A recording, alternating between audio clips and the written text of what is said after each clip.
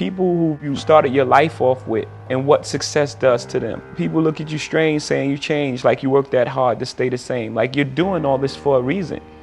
And what happens most of the time, people change. People change around you because they start treating you different because of your success. So you are changing. You don't change who you are, the core of who you are, the things you believe, the things you love, and the things you die for, and your principles. You don't change that, but you're gonna change who you are. You're gonna change, you can't do the same things that you can't hang on the corner. Some people may not be comfortable with that. And then it deals with the other side of success, how people look at you when you're successful. Media medals, people sue you, settle. Every step you take, they remind you again. So no matter how far you are, you still have that stigma on you of where you come from when you walk inside the door. Even if you have a tuxedo on, it's like, oh yeah, that's the guy who used to be this and did that. Most kings get their head cut off. I mean, in war, battle, and in life. At the end of the day, you've achieved everything you want. You've made it to the top of the throne, and at the end of the day, you just get your head cut off.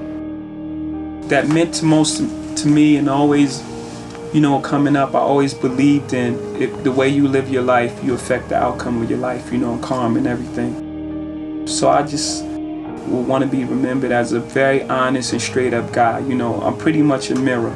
If someone's cool with me, like energies attract, right? You give off energy, you get that energy back. So just a person that was of the utmost integrity, honest, very hardworking, and someone who really cared about the culture. Because at the end of the day, that's what I'm pushing everyone for. Because this thing right here, this music thing, is a thing that I don't think everyone figured into the equation, right? Because you have projects and you have certain people sectioned off in certain areas, and you have better schools here and worse schools here, and this whole thing was like a chessboard again. This whole thing was set out a certain way, and then rap music came and it turned everything around. It just threw every equation that was factored in already. It just threw that thing for a loop. So I have a responsibility to the culture as well. Things don't happen to you, they happen for you. That's life. Everything is life. It happens for you. Everything is for your greatest good. No matter what it looks like. They say you want to make God laugh, tell them your plans, right? You can't control the future. You can control it up to some point. You can't control what others do. You can't control anything. Someone can run a red light and that's the end of everything. You only can control what you can control. So things don't happen to you, they happen for you. I've been taught everything but emotional intelligence. That's not what you're taught as a young man growing up in projects. You're taught to survive. Absolutely. Not getting stuck on a specific thing. It's whatever works for whatever situation at the perfect time. The idea really is to create these things and these foundations that you can pass on to the next generation, so we can get those opportunities that we spoke of earlier that we didn't get, earlier, and they can build and take it even further. My hobby is ownership now. My hobby is realizing the rooms that I've been able to get into, the hands that I shake, and the personnel that I'm around. I don't take that for granted. Are you just supposed to shake their hands? Or are you supposed to make more of those moments? That's what we don't do enough of. Our culture is caught up in the cool. Our culture is caught up in what we are. And you don't realize the reason why the other side has worked so long and why they're so successful is because they figure out how to hold on to the handshake. They hold on to the handshake. We minimize the opportunity to grow and be around and be a part because we're so self-involved where real wealth and opportunities are built. I now do, and my priority is that. So the way you talk about me when I made that decision, my new decision is to focus on that. Right now I'm chasing what's the thing that I can build that will last and that other people can come through and other people can say, I went through this tunnel and this propelled me to doing blah, blah, blah. How many jobs can I create in here? Someone sees someone doing something and then say, I want to do the other version. I want to do the Burger King version of this McDonald's idea. And then it's not based on their love and passion of what they want to do. It's based on getting the look that makes people think we're equals. Yes.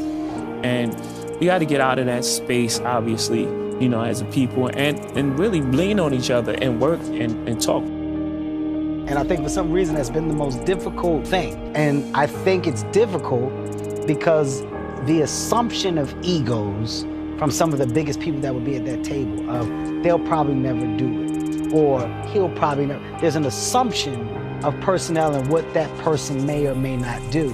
But I think the correct table of men and women and just the will and want to do something together, it changes a huge narrative, and it's scary. Yeah. It's scary as to what we could actually do if we actually sat down. Yeah. You know, no one wants to lose control. It's like, is he getting more than me? Then this person's doing that. You know, but I think we're getting closer. Once we eliminate some of them barriers of like just so many people involved, you know, we can figure out a way to like really just like join together and do things.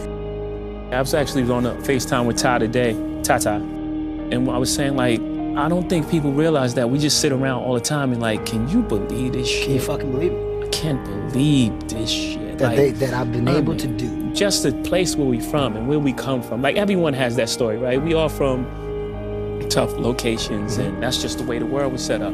But just like the things that we were able to overcome and where we sit now today.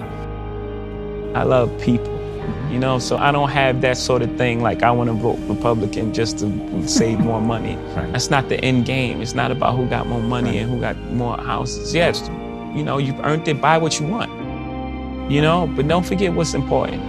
Without people, and being rich would be very boring. Right. No one to share with, no one to have, you know what I mean? Like, you just be a rich person, one person on the planet, just like, well, then what do you do? Because I have an obligation, going back to the story of OJ, is to further conversation of an entire race of people.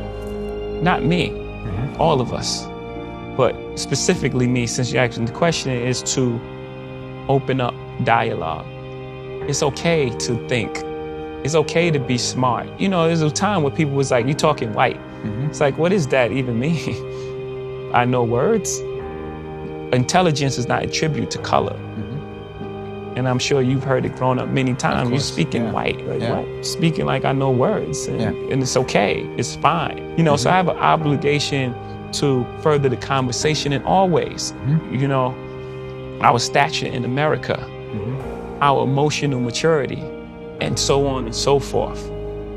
It's humbling at the same time. It's like, you know, it's what you've been charged with in life. Right. And I believe since the beginning of time, the poets have been charged with that. Like, it was the poets that's explaining the emotions and making these songs that people are like, oh, that's what I feel. Right. When you go into Survival One, what happened? You shut down. Right. You shut down all emotions. Right. So even with women, you got shut down emotionally, so you can't connect. And then now all things happen from there. Can't connect because of the way you feel about yourself, you mean? Yes. In my case, like, it's deep. Right. And I've done it from the beginning of my career.